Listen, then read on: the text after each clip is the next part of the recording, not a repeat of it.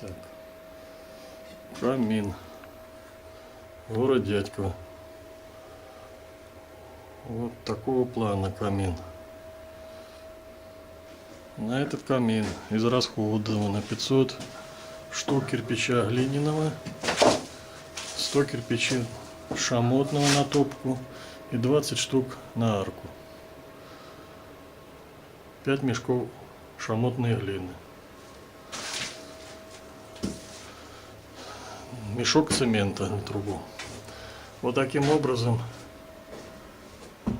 сделана противопожарная безопасность этого камина. То есть по периметру асбест, листовая цинкованная сталь и выход на трубу. Вот.